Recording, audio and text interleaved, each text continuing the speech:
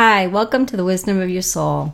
I'm glad you're back. I'm Janice Mary, your host, and I hope you had a wonderful week. This week I wanted to discuss something that came to me actually this morning when I was doing a little bit of a meditation. And a lot of times thoughts will just kind of come flooding into my mind, and that is really comes from our soul energy, especially when they're thoughts that have insight or any kind of wisdom. You know, a lot of times when I'm working with people, sometimes things will come into my mind that I feel isn't really something that I'm thinking. So that's how our soul helps us and guides us. And the best way that we can get our messages from our soul and from our spirit is to kind of step aside, is to try to clear our minds and not always just be thinking and thinking, which really creates not any space for our soul to come in. So it's really important for us to kind of step out of the way. And, you know, waking up first thing in the morning, you know, you're not really necessarily thinking of that many things, or you're not being distracted, or, you know, your tasks of your daily life isn't getting in the way yet because you just woke up. So generally that's a time when spirit or my soul, you know, will give me some insight or some information. And usually it's because I'm asking on some level a question, you know, whether I've had a client that I'm thinking about, or I just have something kind of circulating in my mind that needs an answer. Usually it will come to me at some point. So this morning what I heard, which I thought was really interesting because I really love law of attraction and spirit, and my soul has taught me so much about our thoughts and beliefs, and you know, I find all of that really fascinating, and it really is pretty intricate. It's not easy figuring out what comes first. You know, is it our thoughts that create what we're creating, or, you know, how does all this work? It can be a little confusing. So I'm always asking for clarification.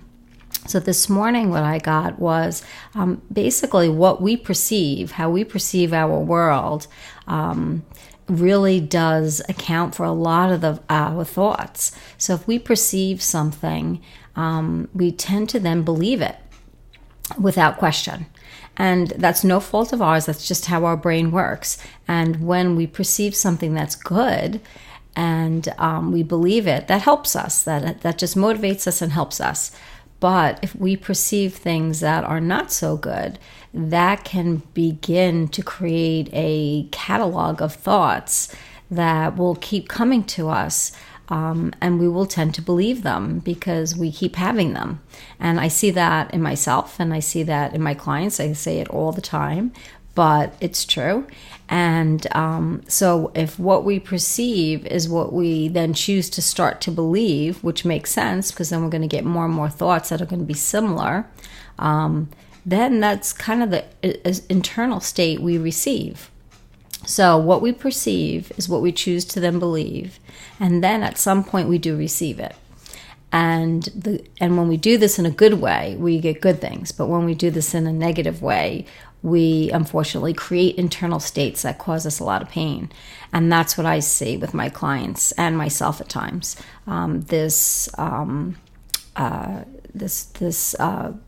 perception that leads to this belief that we're not good, that we're not good enough, that we somehow are failing our lives. I see extremely successful people, intelligent people that are plagued with insecurities, you know, thinking that at some point they're not going to be able to continue doing their jobs, or they're not going to be able to continue their life for some reason or another. And it's coming from their earlier perceptions. You know, our earlier perceptions are so strong, you know, so if we keep choosing to believe the things that we have perceived about people, you know, we could kind of go off. We can kind of go off the rails a little bit. So the way to kind of combat this, the way to kind of help ourselves with this is, yes, asking our soul for help, because the thing that proves to us our worth is our soul. Our soul comes in with such love and abundance that kind of will knock out any belief that you have about yourself. But you you're not going to be in your soul energy 24 hours a day, 7 days a week. So you're going to come in and out of your soul energy. So there are going to be times when you believe, oh yeah, I'm worthy and I'm good enough and everything is fine. And then there's going to be times when you're going to kind of move out of your soul energy, and the thoughts that you have perceived since birth are going to start flooding in again, making you feel like that wasn't true. What my soul is saying is not true. And we don't want to believe that. We want to increase the knowledge that the soul gives us and decrease what the ego gives us. And this is a way that we can do it. So when I was kind of, thinking about this morning, and I just got that one line that kept coming into my head over and over, what we perceive is really kind of what we believe. And from what we believe, we choose to believe certain things. And when we choose to believe certain things, we stay in those thoughts for longer periods of time. So if I choose to believe that I am not worthy because I am not thin enough, then all my thoughts are going to be centered around weight and weight loss and how I look and how people are perceiving me. Do they look at me and see somebody that's heavy? So all my thoughts are going to be centered around that. So we can see what I am perceiving about myself, and what I'm choosing to believe is then what I am going to receive internally. And then I'm going to look out in the world to support that. I'm going to see, how the world does support that, how the world is very conditional. And when we do that, this causes a lot of internal stress and pain that we do not want. When I was younger, I used to be very obsessed about my weight and how I looked. And because when you're a young person, that's kind of where you are. As you get older, that does settle down a little bit, but for some people it doesn't. It never goes away. And I'll have to say, connecting to my soul energy really has helped so much with that, because I know that I'm so much more than this body, that this body is just my vehicle. This body is just my car that's housing my soul. And when I go back into spirit, I will have a spirit body, and I won't have to worry about any of this. So feeling that comfort takes that issue away. Now, does that mean that I'm just going to go to hell and eat whatever the heck I want to eat and get really heavy? No, because that's not healthy for me, and it doesn't make me feel good. So where this issue used to get me to the point where I didn't want to go out, or I didn't want to go to the beach, and it would affect me so much, it doesn't any longer. It's no longer I have to look a certain way to be in the world. It's more like I want to always just treat my body better because I feel better. That's very, very different. And so for me, it feels like a healed belief system. But that took some time, going to my soul energy and really realizing that we're all one, and really realizing that our bodies are just vehicles. And until I really, really, truly believed that, I started choosing different thoughts to support that.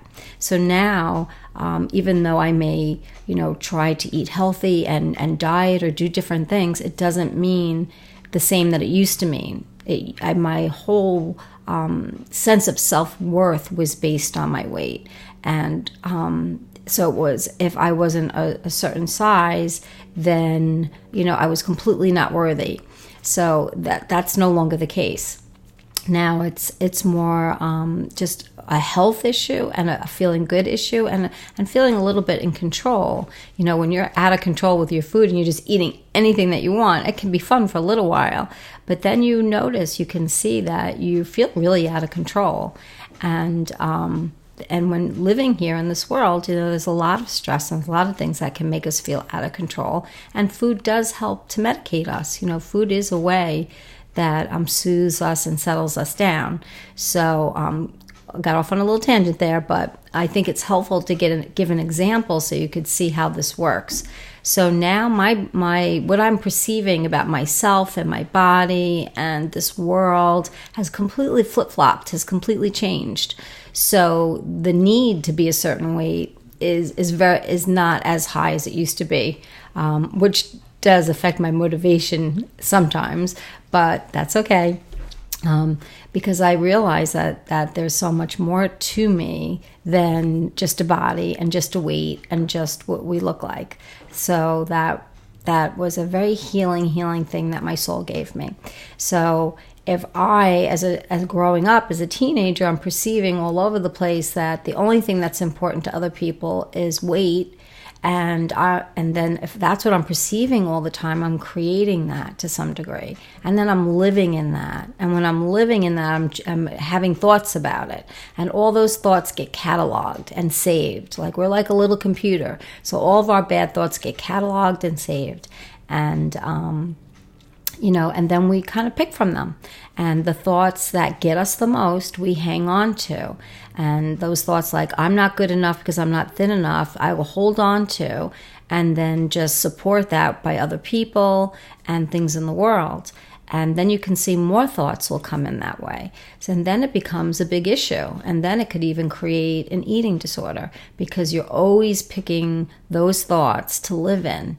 And you're not really living in anything else but those thoughts. So that's why our mind, it's a beautiful thing. It's like a computer, but we need to just learn to work it a little bit better. And because we're so ingrained in this computer, we do need something to kind of jolt us out of it.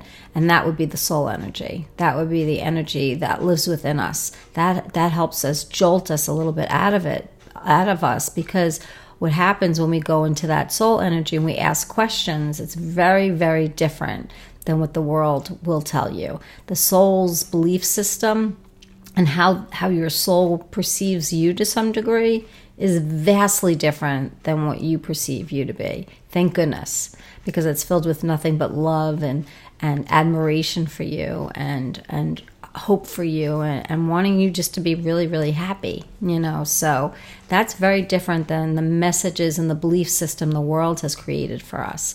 So it's really time for us to move away from the world's belief system and choose the soul's or the spirit's belief system.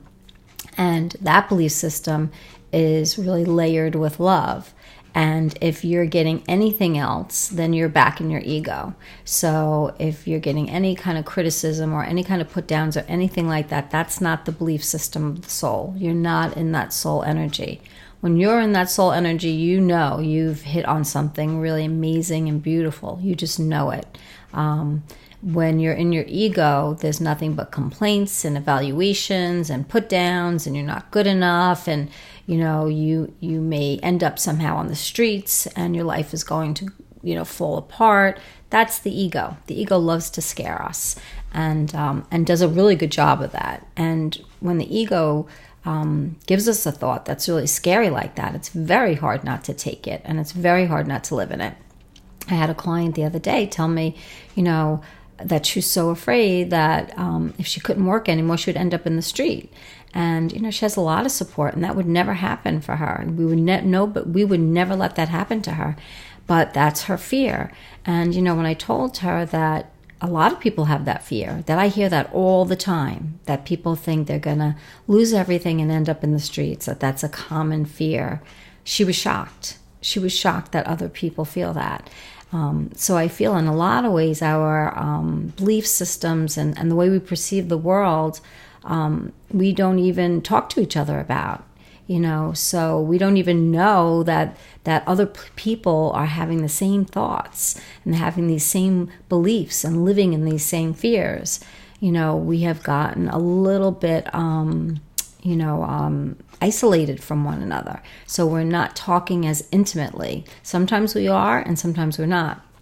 So for many of my clients to say to me often, really, other people believe, think how I think, or other people believe the way I believe, is a surprise to them. And, because I am in the position of listening to people for the past 20 years, I know I have been hearing for 20 years what people really think intimately, what they really think about themselves and their lives. So I know what I think, and I know what other people think, and I know it's all the same. So that's a great relief to me and other people. When I listen to other people, it's like, oh yeah, I've thought that, or oh yeah, I've thought that. Was a relief to me when I first started practicing. So when we're really a little bit more intimate with each other, we find that we definitely have the same things going on. And that's why it's so important for us to get back into what we're trying to learn.